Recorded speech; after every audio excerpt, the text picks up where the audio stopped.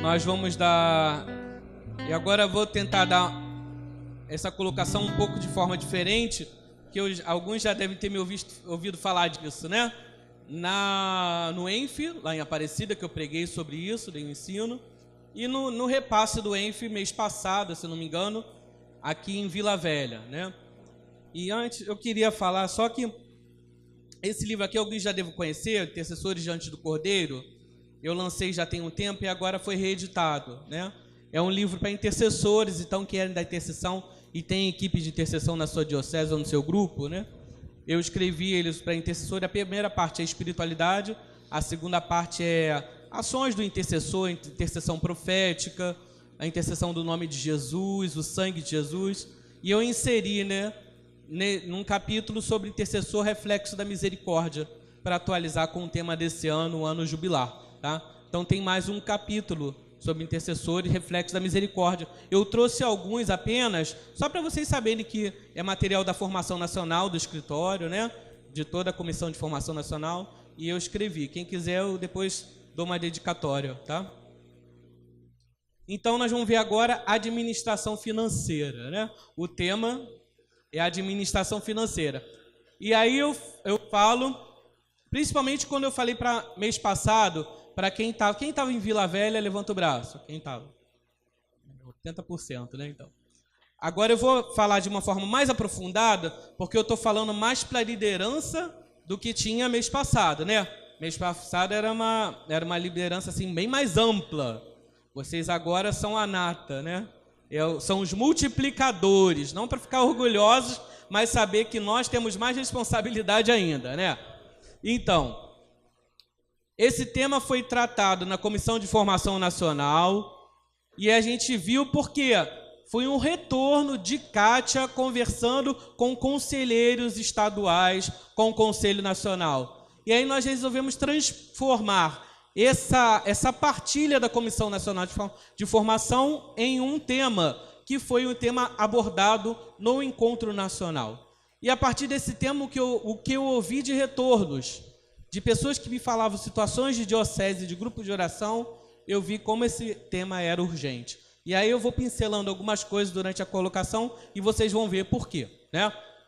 Primeiro de tudo, sabermos que o nosso grupo de oração foi um encontro que nós montamos há um tempo atrás. Kátia também já fazia parte da comissão de formação. Nosso grupo de oração é um tesouro de Deus. Vocês conhecem esse tema, né? Grupo de oração é um tesouro de Deus. E até a Kátia tem uma pregação maravilhosa sobre isso. Quem puder, chame ela na diocese. Agora não tem tempo, né? Mas ela tem uma pregação maravilhosa sobre o grupo de oração, é um tesouro de Deus. E há pouco tempo eu vi um desses canais de história de National Geographic, Discovery, sabe? Tinha uma menininha caminhando e o repórter foi perguntar para essa menininha, né? A menininha, um cotoquinho aqui, deve ter uns 7, 8 anos, e era um país da Ásia, em que ela estava com aquelas faixas e ela estava carregando um menino nas costas. Mas o menino era gordo, né? E ela quase não conseguia carregar direito o menino, né? Aí, e ela carregando aquele menino, ela é pequenininha, né? Porque a mãe estava com as coisas de arroz e botou a menina para carregar, né? E aí o repórter chegou para ela, não está pesado não? Ela falou, é meu irmão. Está pesado não? É meu irmão. Quer dizer, aí aquilo eu fiz uma analogia a grupo de oração, né? Grupo de oração pode ser fardo para alguém? Não, é irmão, né? A menina não queria saber se estava pesado. Quem é mãe aqui ou pai, levanta o braço. Quem é mãe ou pai? Opa, quase todo mundo. Bom, pai e mãe sente peso do filho? Pode, né, estar o filho lá com 10 anos já querendo colo, o pai às vezes pega exageradamente, a mãe pega, né? E aí se perguntar, puxa, não está pesado? O que a mãe vai dizer? Não, é meu filho. Não fala isso. Então, se você tem algum problema do grupo de oração, o padre vai te interpelar, o bispo. Pô, mas larga esse grupo, não tem mais jeito não. Não, é meu grupo, né? Quando a gente ama uma pessoa, essa pessoa pesa? Não, porque foi Deus que a te deu. Quando a gente ama uma missão, essa missão pesa? Não, porque quem nos deu foi Deus. Então, assim como aquela menina falou, não, é meu irmão. Ela não queria saber se estava pesado, era irmão dela, ela carrega até Conchinchina, até Xangai, a diocese de Xangai, né? Então, quando a gente ama o nosso grupo, nenhuma missão se torna fardo. Eu agora coordenando o grupo, sempre me angustiou muito no meu grupo, que eu gostei. Meu primeiro serviço no grupo de oração foi a acolhida. Meu primeiro serviço no grupo de oração foi a acolhida. E eu amo isso, né? E quando eu sair da coordenação, eu quero voltar para a acolhida, né? Porque eu amo. Porque eu falo para o pessoal da acolhida que não entra na cabeça daquelas pessoas. Ai, nosso objetivo não é entregar crachá. Nosso objetivo é lidar com pessoas. Crachá é a última opção de uma acolhida. Lá no Rio de Janeiro, não sei se aqui vocês têm essa realidade, mas no Rio de Janeiro, quase todos os grupos de oração têm crachá com o nome da pessoa, para saber, né? A pessoa, aniversário, tem o nome, geralmente é o aniversário dela, para a gente dar uma ligada, um feedback quando ela faz aniversário. Mas mais do que importante do que entregar um crachá de boa noite, é saber o nome daquela pessoa. Nós estamos lidando com seres humanos, nós estamos lidando com ovelhas.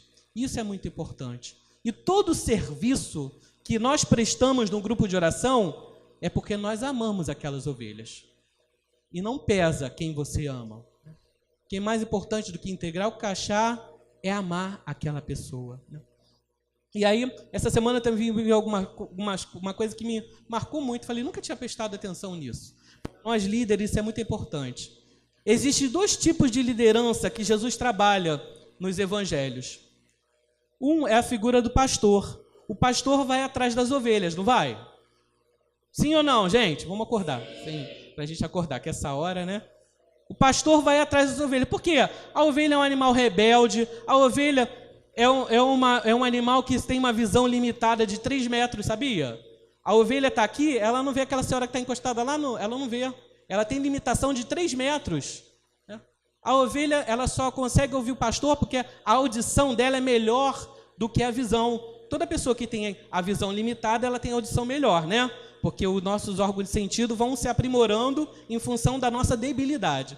Então, a ovelha ouve melhor do que vê. Mas o pastor vai atrás da ovelha. Já o pai do filho pródigo, ele foi atrás do filho? Ele foi, sim ou não?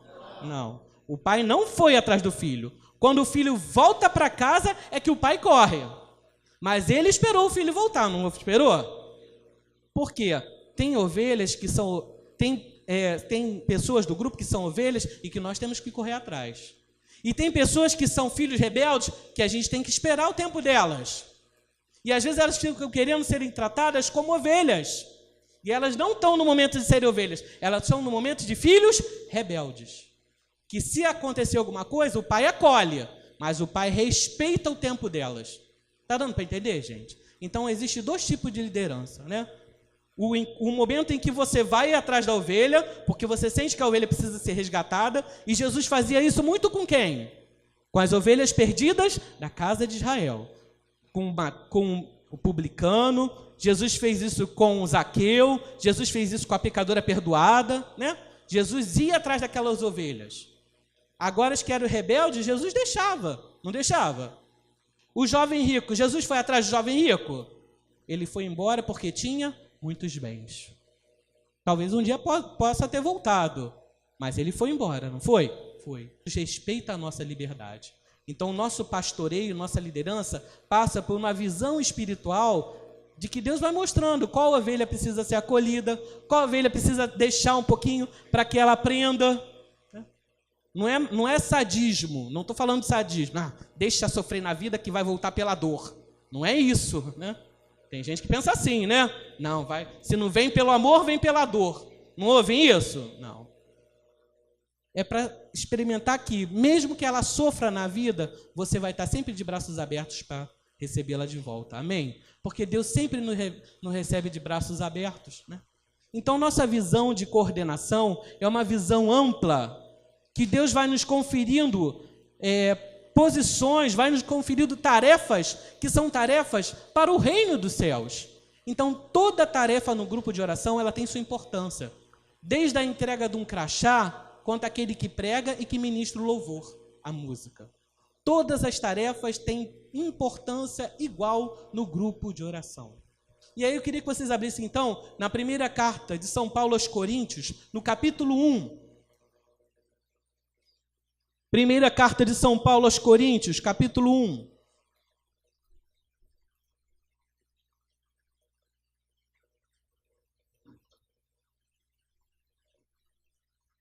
Versículo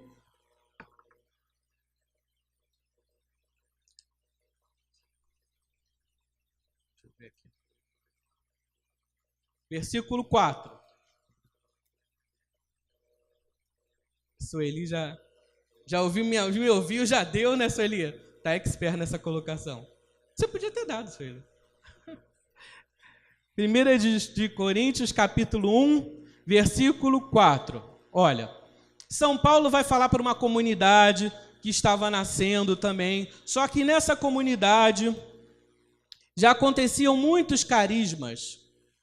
Muitos carismas aconteciam nessa comunidade de Coríntio.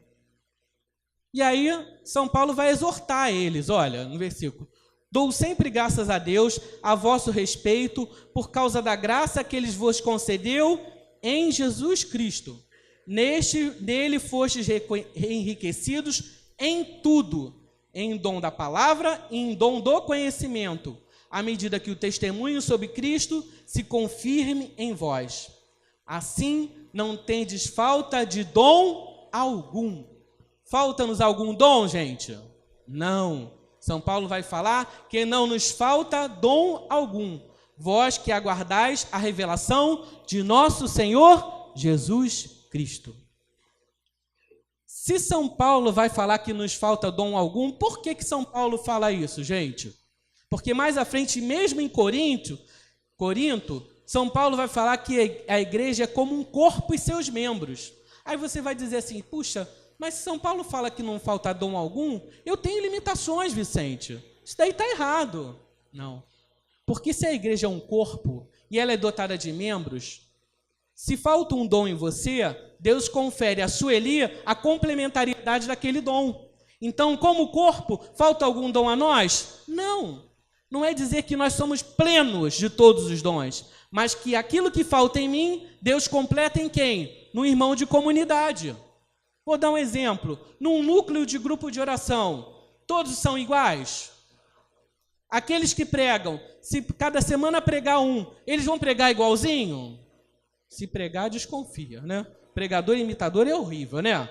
Um que caiu na semana seguinte, outro está quicando também. Isso é ridículo, né? É ridículo.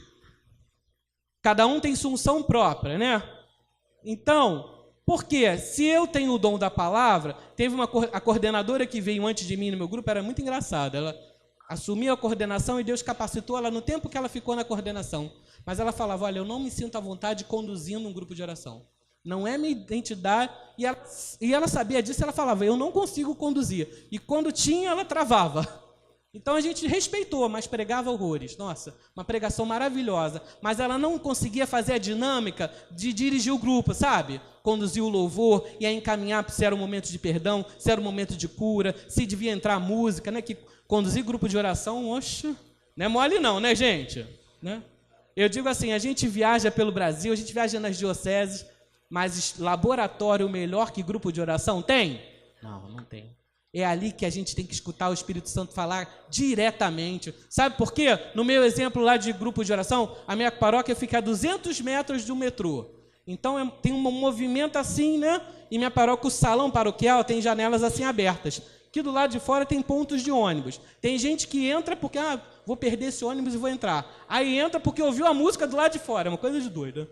Aí entra porque ouviu a música. E aí ela vem para cá e ouvir e fica... E talvez seja a única noite que ela vai ouvir falar de Deus. Porque ela entrou, não vou perder esse ônibus, está cheio, e entra para o grupo. E tem pessoas que vão para o metrô para se matar. 2 pessoas já vieram falar conosco enquanto núcleo, olha, eu hoje entrei nessa igreja para dar ultimato a Deus, porque eu estava indo no caminho do metrô para me jogar na frente do trem. Porque a imprensa não pode divulgar o número de mortes que caem no metrô, para não causar alarde e para não incentivar outras pessoas a se matarem. Então, lá no Rio de Janeiro fala, houve paralisação na linha do metrô. Ih, alguém se matou. Você já sabe, 80% de chance é porque alguém se matou na frente do metrô. E eles não comunicam, né? Então, 2 pessoas do meu grupo, que vieram ao grupo, falaram, olha, eu hoje vim aqui para cá porque eu estava com vontade de me matar. e ouvi a música e entrei no grupo. Gente, aquela pode ser a última vez que a pessoa vai ouvir a palavra. Então, o grupo, nós somos, não nos falta dom algum, em que sentido? De que cada um completa o outro. E nós somos dispensadores da graça de Deus. Diga isso, eu sou dispensador da graça de Deus. O que é um dispensador da graça de Deus? É aquele que doa para o outro aquela graça que Deus te concedeu. Ou seja, você é um canal da graça para o outro. Não nos falta dom algum, porque Deus te dá um carisma e talvez se você sinta a carência de não conseguir atingir o objetivo que Deus quer, Deus vai te dar um irmão do lado que vai te completar. Vocês sabem que Moisés era gago, né? Moisés tinha a língua presa, como fala lá no livro do Êxodo, capítulo 3. Moisés tinha a língua pesada. Aí, Deus, você me manda falar com o faraó, eu gago.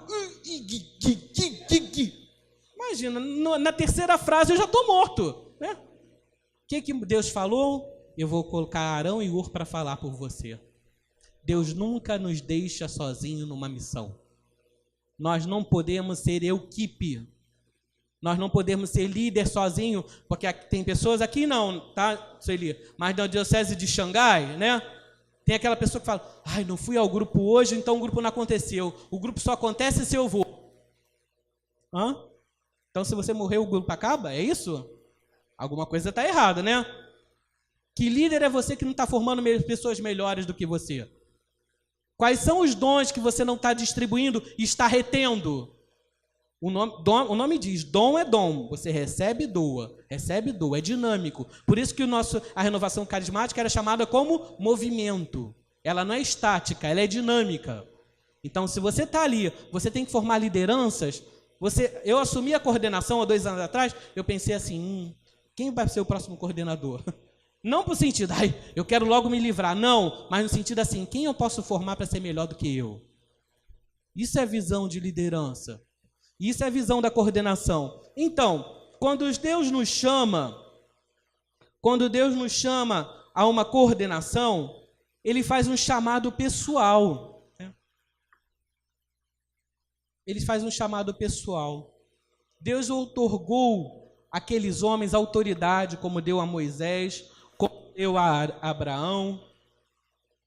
Você já sentiu o chamado de Deus na sua vida? Você já sentiu o chamado de Deus desde a tua missão? Não importa se você tenha 30 anos, 1 ano de coordenação, 10 anos. O Deus te provocou. São Paulo, quando recebeu o chamado de Deus, quando ele, numa figura de linguagem, caiu do cavalo, né? Ele fez 2 perguntas para Deus, que seriam 2 perguntas que qualquer pessoa deveria fazer quando sente o chamado. Primeiro, quem és tu? Se lembra, né? Quando aquela luz cegou Paulo e Paulo caiu por terra. A palavra de Deus vai dizer isso. Paulo caiu por terra. Nós transportamos para cair do cavalo, né? Paulo caiu por terra. O que Paulo falou? Quem és tu? O que Jesus falou? Eu sou Jesus a quem tu persegues. Você já perguntou isso? Quem é você? Quem é Jesus para mim? Né?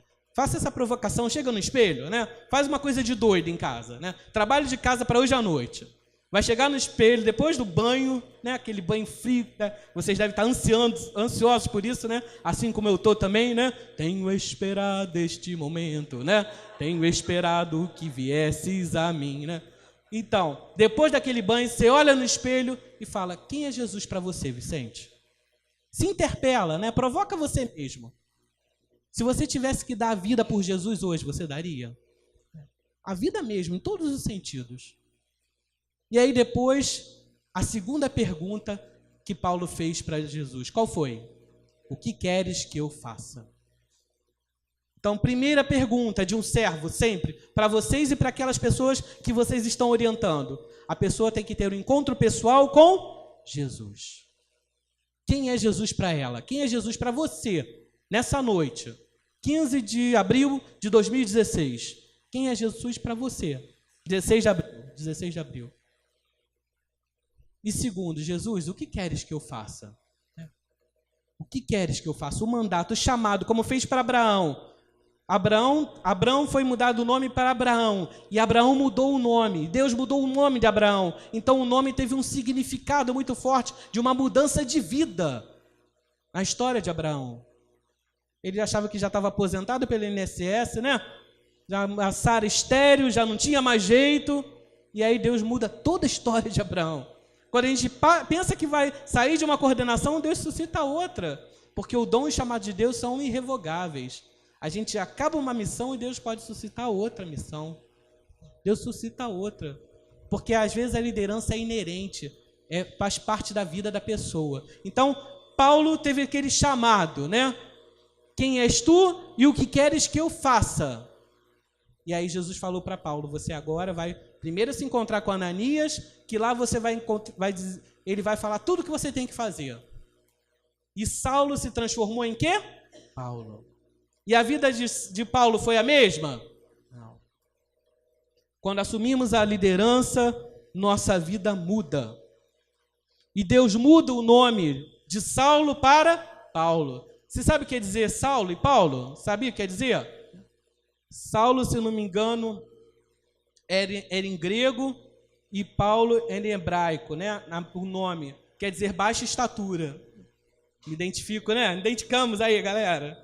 Baixa estatura, que eu fico sempre fora do amor para o pessoal me ver lá atrás. Senão vão achar que tem um microfone falando sozinho, né? Paulo quer dizer uma pessoa de baixa estatura. Paulo devia ter 1,5 m, né? Imagina, Paulo de 1,5 m, né? Aquele homem que até hoje a gente fala dele, né? Aquele homem que não tinha e-mail, que não tinha WhatsApp, né? E que mudou a história de uma sociedade. Que por causa dele e de Pedro nós estamos aqui hoje. Então, eles tiveram um encontro pessoal com Jesus e mudaram a história do mundo. Nós somos esse povo também. E Deus confia a nós uma missão. Essa missão só vai encontrar êxito em nossas vidas e nas vidas das pessoas que nós coordenamos, se eu tiver sempre em vista que eu faço parte do plano de Deus. Que meu cargo é transitório, mas a minha salvação é eterna. Amém? Vamos repetir isso? O meu cargo é transitório, mas a minha salvação é eterna, porque eu fui lavado pelo sangue do Cordeiro. Então, quando você larga uma coordenação, como Kátia falou, e eu uso isso muito no Rio de Janeiro, porque infelizmente, durante muitos anos no meu estado do Rio de Janeiro, a coordenação não passava, então ficava eterna. Então, eu ouvi muito isso que Kátia falou, gente. Eu cresci na renovação em idade, não em tamanho, né? Eu cresci na... já estavam falando, a galera já está... Não perdoam nada, né? Eu cresci em idade, não em tamanho, na renovação, ouvindo isso. Mas se eu largar a coordenação, o que eu vou fazer da vida? Isso é muito sério, era muito sério no Rio de Janeiro ouvir isso. Por quê? Estava lá num grupo de oração por causa de Jesus ou por causa da coordenação? Por causa da coordenação. Porque se você sai de uma coordenação e você diz que fica sem rumo, é porque você nunca esteve na coordenação por causa de Jesus. Você estava lá por causa do status. E aí é muito triste. Precisa muito de cura interior e libertação, porque é apego a coisas materiais. Então, a tua coordenação é transitória. A coordenação daquelas pessoas que você conhece são transitórias, mas a salvação é eterna, porque a nossa meta, qual é a nossa atividade fim? É a santidade, a salvação das almas, que levem para elas ao reino dos céus. Então, ser santo, voltando ao primeiro momento, né, de hoje, ser santo é ter um modelo que a gente deve seguir, e esse modelo é Jesus Cristo. E aí o Papa Francisco vai falar em Evangelho Gaudium, né, que o caminho da santidade se inicia pelo encontro e uma experiência pessoal com uma pessoa. E essa pessoa é Jesus de Nazaré. O Papa Francisco fala em Evangelho Gaudium de número 3. A encontro pessoal com Jesus nos leva à mudança de vida. Quem aqui largou o cigarro por causa de Jesus? Quem encontrou, largou o cigarro? Pode levantar o braço, sem vergonha. Olha quanta gente.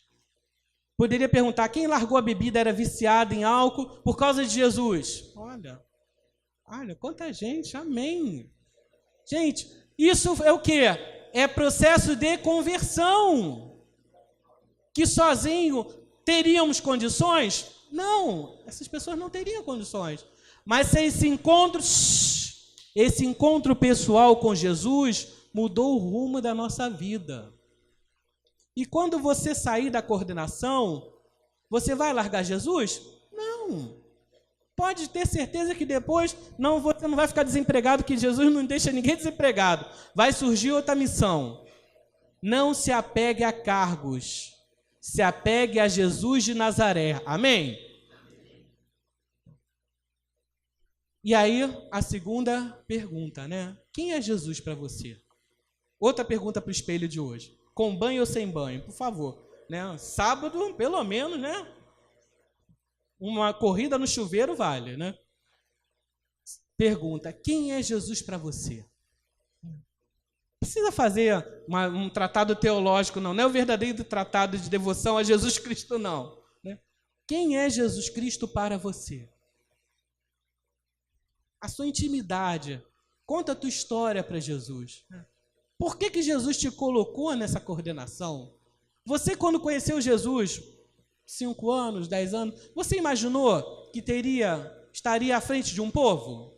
Estaria coordenando um ministério? Estaria coordenando uma cidade, uma diocese? Não. Mas imagina se quando você conheceu Jesus, imaginaria que estaria coordenando o Estado? Que pegaria microfone, também tinha timidez, é? Pegaria microfone, né? Talvez se soubesse naquela época fugiria, né? Se mandaria. Muita gente é assim, né? Então Deus vai se revelando aos poucos. Ele nunca revela a missão toda, sabia? Porque tem pessoas que não tem um processo e Deus respeita esse processo. É igual aqueles filmes de aventura, sabe? Tan tan tan tan tan tan, conhece? Tan tan tan tan tan tan tan. Deus dá uma missão, quando acaba aquela missão, você tem que abrir um novo envelope. E naquele novo envelope tem uma nova missão. E assim, e os envelopes vão acontecendo até a gente chegar na gaveta lá. Essa foi horrível, né? Foi horrível. Que a gente não faz para o povo não dormir. Entenderam, né? Quando acaba os envelopes, a gente entra na gaveta, né? Entendeu, né? Essa é para a galera não dormir, ó. A gente faz cada coisa. Pregador, não ouve isso não, tá? Não avalie isso não, por favor. Então, para Jesus é assim. Nesse momento, para esse estado da tua vida, você tem uma coordenação. Eu falo, quando eu assumi a coordenação nacional do Ministério de Intercessão, eu tinha menos de 30 anos. Imagina, a Secretaria Moisés, coordenado por uma pessoa com menos de 30 anos. E aí eu fiquei assim, né? E foi muito bom que a palavra que Deus me deu confirmando quando o Reinaldo me chamou na época foi Josué 1. Assim como estive com Moisés, estarei contigo. Não temas, não te desvie nem para a direita, nem para a esquerda. Quando Deus fala uma palavra, isso dá uma paz no interior, né? O medo continua, mas a paz permanece. O medo continua, mas... Então, quando Deus nos chama, Ele vai paulatinamente nos revelando a sua missão. E aí a gente vai tendo zelo e compromisso com a missão que não é nossa, é de Deus. Fala para a pessoa que está do lado aí, ó, antes que ela durma, que a missão não é dela, a missão é de Deus. Então, Roberta, Sueli, né? Essa missão que Deus te conferiu, você é apenas um administrador. O que é um administrador? Aquele que cuida de coisas de outro. Aquele que recebe uma outorga e cuida de uns bens que não são dele. Então, o administrador, o teu grupo de oração, você é um administrador da obra que é de Deus, Opus Dei. A obra é tua? Não, é de Deus. Então, você é apenas um administrador que Ele te confere para esse tempo, para esse ano jubilar, coordenar. E talvez para daqui à frente, Ele vai te dar outra missão, porque daqui para frente, talvez tenha outro envelope a ser aberto. Mas o Espírito Santo nunca se repete. O Espírito Santo tem sempre uma mensagem nova para a nossa vida. Amém? Então, vamos abrir mais um pouco à frente em 1 Coríntios 4. 1 de Coríntios, capítulo 4. O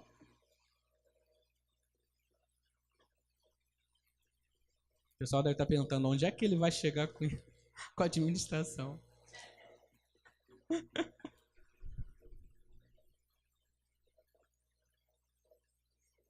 1 de Coríntios, era só um pouquinho à frente, né? Porque eu fechei aqui, aí... Versículos 1 e 2. Que as pessoas nos considerem, 1 de Coríntios 4, 1 e 2. Que as pessoas nos considerem como ministros de quem? De Cristo. E administradores dos mistérios de Deus. Ora, o que se exige dos administradores é que cada um seja fiel. O que se exige de um coordenador, então, um coordenador é um administrador, né? Administrador do quê? Dos mistérios de Deus. E o que se exige deles é o quê? Que seja fiel. Então, fidelidade, no sentido bíblico, ele passa por retidão e integridade. Então, se Deus te pede para que seja fiel, é para que você, acompanhado da fidelidade, você tenha retidão e integridade. Batismo no Espírito Santo gera em nós uma mudança profunda de caráter. Por isso que quando nós estamos assumindo uma coordenação, essa fidelidade tem que ter impressa nela uma coerência de vida, um testemunho, uma retidão que mostre, que leve as pessoas a acreditarem, a confiarem em você, não porque você tem nível superior, não porque você tem cursos, é teologia, é doutorado, ótimo, se tem, graças a Deus, mas se também não tem, que na sua simplicidade, do seu só sabe assinar o nome, você tenha caráter, que você tenha uma integridade nas suas ações. E é por isso que a gente entra nesse tema, que é um tema profundamente espiritual. Administração financeira, cuidar dos bens que não são teus, são bens de Deus. Porque não é pecado, não é mal falar de dinheiro. Mas a forma como você usa o dinheiro se torna pecado. Se você emprega esse dinheiro mal, tanto teu quanto de outro, aí pode se tornar pecado. Como administradores das bênçãos de Deus, das graças, né? Que Deus quer derramar através do batismo no Espírito Santo do grupo, você tem que ser um facilitador de todas essas graças. Deus quer derramar abundantemente, porque graça é graça. Vai independente de você e sim da abertura da pessoa que está recebendo. Agora, como coordenador, você tem que saber que você tem que ter zelo por aquela obra que é de Deus e que não é sua. Teve lugares aí pelo Brasil que depois, quando eu terminei de dar essa colocação em Aparecida, agora em janeiro, vieram coordenadores de 3 dioceses e falaram, olha, o diocesano largou a diocese com uma dívida de 40 mil. Eu, hã? Mas como assim? Não, porque ele fez dívidas e agora eu estou tendo que pagar as dívidas. Hã? E aí, eu quero ser bem sincero para vocês. Avalie como está o batismo no Espírito Santo. Não vamos julgar aquelas pessoas, julga você, né? Eu só posso criticar a mim mesmo, né? A minha avaliação é minha. Como é que está a minha vida pessoal, de integridade, principalmente nessa parte financeira? E aí depois eu comecei a trabalhar pontos, né? E no outro lugar também que eu preguei isso, eu falei assim de forma mais simples. 40 mil é uma diocese, meu grupo de oração, eu tenho meu grupo de oração que eu coordeno. É um grupo que tem mais 50 pessoas semanalmente. Mas tem um caixinha lá, pessoal, graças a Deus, é numa região boa do Rio, então se o pessoal dá um dinheiro, eu não fico com esse dinheiro comigo. Se você é o coordenador, evite cuidar do dinheiro do teu grupo. Tem um tesoureiro que você tem que prestar contas. Não importa se é 10 reais, é teu? Não. E aí eu falei uma coisa que depois, porque eu sou economista de formação, né? Minha formação. Então, dinheiro para mim é assim, sempre tive que lidar muito com números e com dinheiro. E aí eu falei uma coisa que as pessoas, nossa, eu nunca prestei atenção nisso. Se você está com a tua conta bancária virada, né? Está devendo lá, está saldo em vermelho em conta. Chega essa semana, recebe um caixinha do grupo de oração, né? Botaram lá uma doação do grupo de 100 reais. Você pega esse dinheiro e põe na tua conta bancária. O que vai acontecer? A conta bancária vai ler? Esse é do grupo de oração. Vai? Não. O que o banco faz? Aí você está devendo, você vai ter como repor esse dinheiro? Não. Então, se você tem essas dificuldades financeiras, não põe o dinheiro do teu grupo na tua conta bancária. E mesmo que não tenha, não coloque. Deixe para outro administrar e que você controle com ele esse dinheiro. Porque desde que o mundo é mundo que tem corrupção, né? Como é que Jesus foi entregue? Por 30 moedas, não foi? Então, corrupção não é de hoje. E depois, quando Jesus ressuscitou, o que eles quiseram dar? Não, os chefes, os doutores da lei, né? Olha, toma esse dinheiro aqui e diz que as mulheres esconderam o corpo de Jesus. E quiseram subornar. Então, suborno e corrupção existe desde que o mundo é mundo. Nós temos que saber como lidar com nossas situações do dia a dia. Se as pessoas vão para o grupo de oração, elas às vezes vão feridas em várias áreas da sua vida. Uma dessas áreas é a situação financeira. Então, nós temos que cuidar das pessoas e cuidar com zelo do nosso grupo de oração, gente. Isso é muito sério. Então, para aqueles que têm conselho diocesano, para aqueles que coordenam um grupo de oração, você tem que administrar uma obra que é de Deus. Então, tem todo o zelo. Conhece o óbolo da viúva? Né? A viúva, na época de Jesus, era uma pessoa que, imagina, a mulher não trabalhava, né? Porque a mulher não tinha nem alma para eles, era o contexto. Então, a mulher dependia totalmente do marido. Quando o marido morria, ela era cuidada pelos filhos. Se essa mulher não tinha filhos, o que acontecia? Ela era uma viúva, tinha pensão do INSS, aquela pensão maravilhosa. Não tinha pensão do INSS. Ela era servida pelo templo. Então, ela tinha que receber aquilo que sobrasse do templo. Né? Ela vivia às custas do templo. Então, ela não tinha nada dela. Ela dependia a vida toda. Por isso que quando Jesus ressuscita o filho da viúva de Naim, estava querendo mostrar que ele estava ressuscitando a esperança daquela mulher em ter uma vida digna. Uma vida digna. Então, Jesus restitui a dignidade daquela mulher em um sentido muito amplo, de restaurar o filho, de ressuscitar o filho e de trazer a ela a vida nova. Mas o óbolo da viúva, quando uma pessoa deposita 10 centavos no teu grupo de oração, talvez seja aquele 10 centavos da semana da pessoa. Então, você tem que honrar aqueles 10 centavos que a pessoa depositou no caixa do teu grupo. E você não pode usar esse dinheiro sem zelo, né?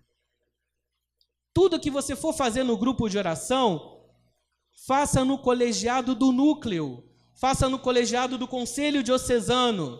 Grupo de oração, está precisando comprar crachá. Núcleo, estamos precisando de 20, 30 reais para comprar crachá. Podemos gastar? É pouco, Vicente. Tem que ter integridade. Por que a gente reclama tanto das coisas que acontecem em Brasília, né? É pouco, mas é deles? Não. É pouco, mas é nosso? Não. Então, precisamos comprar uma caixa de som nova para o grupo, uma caixa de som novo para o evento. Vamos discernir isso no colegiado do grupo. Nunca tome atitudes que vá gastar dinheiro sozinho, para que depois não venha falar, tá vendo aí, você gastou mais do que podia, aí pensa fazer um grande evento na cidade de Cachoeiro, né? Cachoeiro Itapemirim. Vamos fazer um grande evento na praça lá, né? Chamar um cantor bem famoso do Brasil, aquele cantor, né? Que já lançou CD, tá na mídia. Aí, vamos gasta 100 mil nesse evento. Não, mas é em prol do reino, é para evangelizar. E aí, esses 100 mil fica com a dívida para 10 anos. Qual o fruto que teve dessa obra?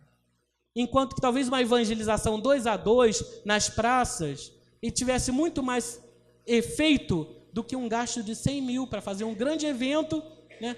Aqui também não tem isso não, né? Mas lá em Xangai, tem pessoas que assumem a coordenação e aí o Espírito Santo dá uma ideia megalômana, né? Não, vamos fazer um grande evento que eu quero fazer na praia de Copacabana, né? Vai ser maior do que o JMJ, né?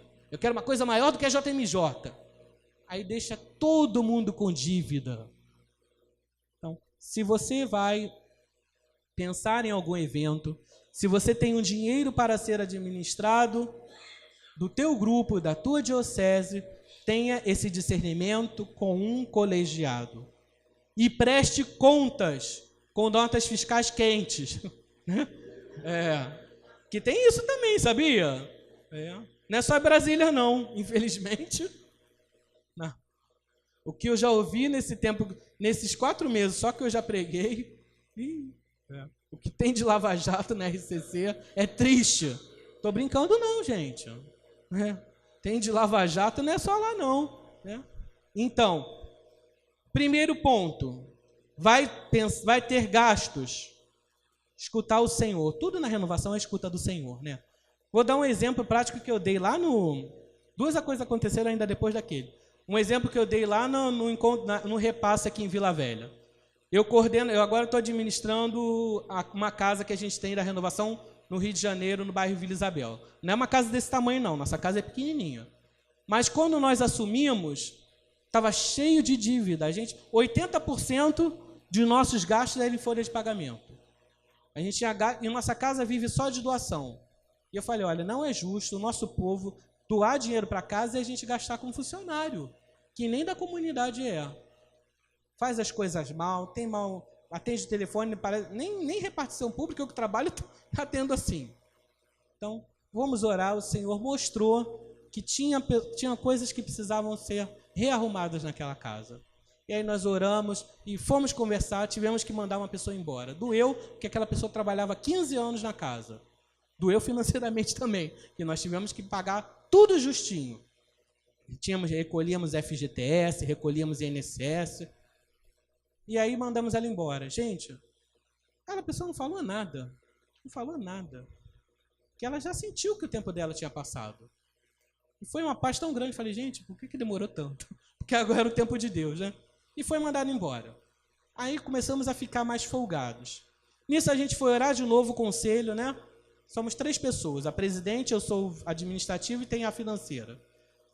Fomos orar, o Senhor mostrou, e aí a gente estava cheio de problemas na fiação. E aí chamamos um rapaz, e ele falou que tínhamos que fazer toda a troca de fiação, porque estava tudo velho, a casa tem mais de 40 anos, e nunca foi trocado nenhuma fiação. Imagina. E aí fizemos uma campanha, fizemos um evento, um almoço beneficente com bingo, só para diversão, nada com dinheiro. E aí arrecadamos um dinheiro, que eu não me lembro se era 3.850, alguma coisa assim. Arrecadamos o dinheiro. 3.851, se eu não me engano. O rapaz fez o orçamento, e o orçamento dele foi 3.850. Sem ele saber de quanto a gente tinha arrecadado. Uma coisa inacreditável. Só Deus mesmo, né? Então, quando a gente procura fazer a vontade de Deus, Ele vai dando sinais. Não sobrou R$1, né? Sobrou R$1. Foi um caixa maravilhoso do evento. Mas que viver a providência é isso. Não falta nem sobra. Ele dá o justo. Depois também, a gente está com problema na água. Aí nessas chuvas de março, o telhado saiu lá umas telhas e começou a chover dentro das salas de aula de cima da casa. Aí chamamos um rapaz para ver o telhado. Aí ele, tem umas telhas soltas, ele botou no telhado e viu, essas caixas de água de vocês está uma sujeira só, essa água deve estar contaminada. A gente, meu Deus, que perigo beber água. Aí chamamos um cara para limpar as caixas d'água. Fecha as caixas para poder limpar a caixa d'água. Quando a gente foi fechar as caixas, a gente viu que as caixas não paravam de entrar água. Nossa, o que é isso? Tinha gato na água. Aí eu falei, Jesus! Agora a gente entende porque o dinheiro da casa nunca dava. Quando tem alguma coisa errada na tua vida, tudo dá errado, gente. E aí eu conversei com o Renan e falei, a gente não pode fazer isso não, já se viu. Uma casa da renovação com gato. Aí chamamos a moça que ficou. Isso está há muito tempo aí, ninguém nunca falou nada. Eu não acredito. Aí agora, essa semana, já vamos chamar um bombeiro lá para descobrir aonde está o gato na água. Por isso que a nossa conta era baixinha. A gente encontra o final de semana e no mês seguinte a água era a mesma coisa. Estranho isso, né? Uma casa com 100 pessoas fazendo encontro e a água fica a mesma coisa. Nunca faltou água na casa? Então, a gente tem aquela música. Se sou fiel no pouco, ele me confiará mais. Então, vai ter gastos? Pergunta ao Senhor. Gastou? Presta contas. Se é uma diocese, tenha um conselho fiscal. Se é um estado, tenha um conselho fiscal. Para que isso? Para ter lisura, para ter transparência nos atos, para que depois, quando o inimigo também vier atacar, ele não use coisas que ele não tenha arma. Se o inimigo quiser falar através de outros de fofoca, olha, fulano saiu da coordenação aí, mas só sabe, trocava de carro todo ano. Fala, não, eu troco de carro pelo meu trabalho, não pelas coisas que eu faço aqui na igreja. Todos os gastos que são no meu grupo, todos os gastos que são na minha diocese, são prestados contas. A prestação de contas é muito importante. Porque se você vê algum problema acontecendo na tua coordenação, numa diocese, com relação a essa área, peça para Deus mostrar o que está acontecendo. E Deus mostra, gente. E Deus tem mostrado. Pessoas que vieram falar comigo depois dessas colocações e falavam, puxa, eu pegava o dinheiro do grupo e depositava na minha conta bancária. E aí, quando minha conta virava, eu depois não conseguia repor o dinheiro. Isso já aconteceu. Você deve ter visto já isso acontecer.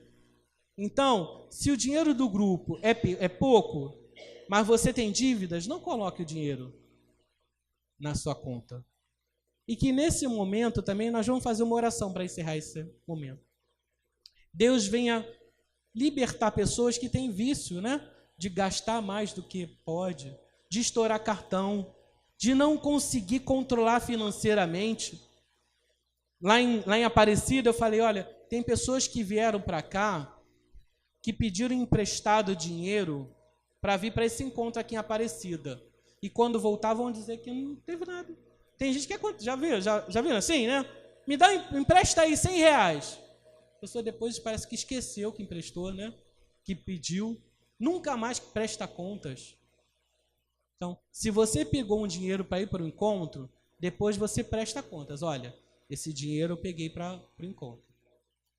Se você pegou o dinheiro do grupo, preste contas depois. Do que você fez com aquele dinheiro? Se foi para o encontro.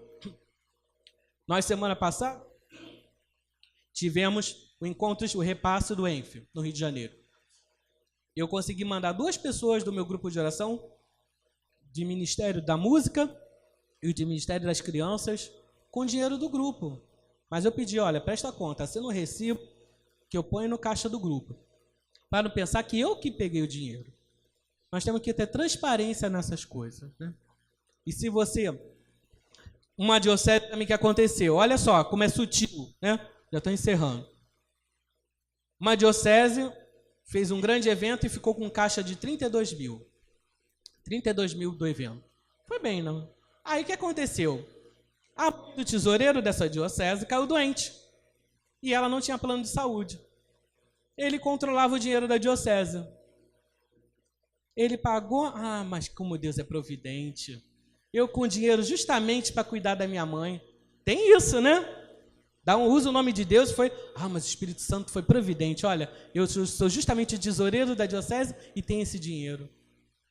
Ele pegou o dinheiro, cuidou da mãe, pagou? Ficou a diocese sem 32 mil. Isso é certo, gente? Não. Se ele fosse pedir emprestado, um conselho teria, olha, eu estou precisando cuidar da minha mãe, vocês autorizam? O conselho teria que dizer sim ou não? E depois, se dissesse sim, ele teria que restituir esse dinheiro. Isso é caso de processo na justiça, não é? É. Ele pegou um dinheiro que não era dele, indevido. Então, muita lisura no trato com o dinheiro que não é nosso. Amém? Vamos fechar nossos olhos. Se você tem alguma situação nessa área, lá semana passada no Rio de Janeiro eu fiz até uma oração mais profunda porque o Estado não pagou, né? Meu pai não recebeu esse mês. O Estado está falido e só vai receber 12 de maio pagamento de março. Né? Ele vai ficar 45 dias sem pagamento. Então, a culpa não é nossa, a culpa não é dele, a culpa é do roubo do Estado. Né? Então tem muitas pessoas com dívidas e estão desesperadas, né? Que Deus, nesse momento aqui, no estado do Espírito Santo, pessoas que têm dificuldade de administrar o seu dinheiro pessoal, que Deus venha agir com profundidade nesse momento. Pessoas que têm o vício de pegar e pedir dinheiro emprestado e depois não pagar. E são até amigos próximos que perderam até a amizade por causa de dinheiro. Pessoas que não conseguem controlar o cartão de crédito. Se endividam e cada vez esse cartão está criando uma bola de neve cada vez maior.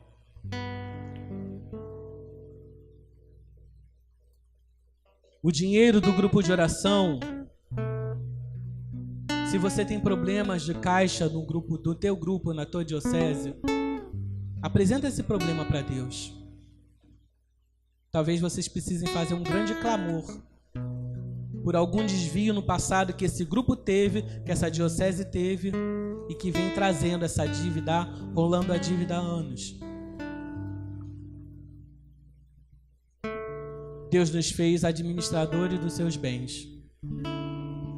E o que Ele pede dos administradores é que sejam homens e mulheres fiéis. E essa fidelidade que nós queremos renovar nessa noite com o Senhor Jesus. Queremos apresentar por toda a nossa situação financeira, toda a nossa vida. Pessoas que cresceram vendo os pais em dívidas, relacionamentos matrimoniais que acabaram por causa da situação financeira. Que Jesus nesse momento venha cobrir com seu sangue. Que Jesus mostre quais são as áreas de nossas vidas que precisam ser melhor administradas. Marido que culpa a mulher, mulher que culpa marido, porque um dos dois não sabe controlar o dinheiro. Nós te apresentamos, Senhor Jesus, nessa noite, nesse momento, todas as situações financeiras de nossas vidas, de nossos grupos. Clamamos a Ti, Senhor, a Tua misericórdia, e que Tu venha com Teu sangue, Jesus, lavar tudo aquilo, Senhor, que foi defraudado, Jesus. Todas as dívidas que não foram pagas, Senhor. Toda a falta de compromisso com a palavra, com a honra, com a dignidade. E nós queremos nessa noite, Jesus, entregar para Ti essa área da nossa vida que às vezes é tão colocada por debaixo do tapete, é tão encoberta, é tão disfarçada, muitas vezes é ignorada. Que Tu cuide, Senhor, de nossas vidas financeiras, Senhor. Que elas não sejam contra-testemunho da nossa liderança, do nosso serviço, Jesus. Que ao sair da coordenação, em qualquer instância, nós tenhamos o nosso nome limpo, Senhor. A nossa integridade resguardada, Jesus. Para que sejamos testemunhas da Tua palavra, Senhor. De que Tu és o Senhor de todas as áreas de nossa vida, Jesus. Recebe, Senhor Jesus, todo o nosso ser. Recebe, Senhor Jesus, nessa noite, a área financeira de nossas vidas e das vidas de nosso grupo de oração. Amém.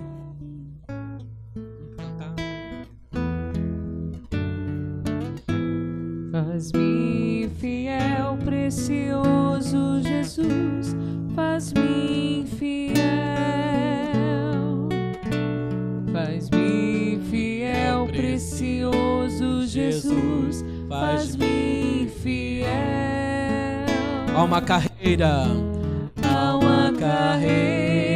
a correr, uma vitória a alcançar. cada hora em que eu viver, Quando eu estava sentado ali antes, pensando em que música seria pro final, eu pensei nessa música, né? Aí eu falei, nossa, essa música é muito antiga, eles não devem conhecer. Então é bom que é uma confirmação, né? Você pensa numa música que não é da moda, né?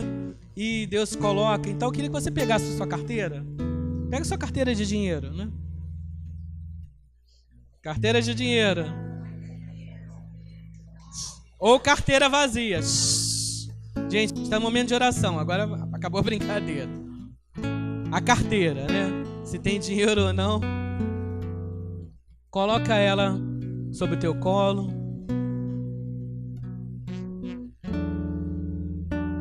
Apresenta para ela nesse momento sua situação financeira, né? A gente sabe quanta injustiça que o nosso país tem, tantos impostos que são mal empregados. Agora nós estamos no mês do imposto de renda e quantas nosso dinheiro que não volta da forma como a gente deveria. Se você está com dívidas bancárias, se o teu grupo de oração precisa fazer coisas que não consegue, apresenta também nesse momento. Mas pede, abençoa o teu trabalho, em vez de amaldiçoar. Abençoa a tua vida profissional. Abençoa a tua conta bancária. E pede para que Deus venha te dar o controle. E até saber mostrar como reduzir os custos diante das despesas que você tem. Consagra a tua vida financeira ao Senhor. A gente consagra a nossa vida toda, né? Mas vamos consagrar nessa especificidade a nossa vida financeira ao Senhor. O trato com o dinheiro se torna uma coisa sagrada na tua casa. Amém? O trato com o dinheiro se torna uma coisa sagrada no teu grupo de oração. Porque Jesus falava, dai a César o que é de César e a Deus o que é de Deus. Jesus mandou pagar o imposto tirando uma moeda de dentro de um peixe. Então ele pede que nós sejamos íntegros, fiéis. Nós vamos cantar mais uma vez essa música. Faz-me fiel primeiro. Canta com a mão na sua carteira.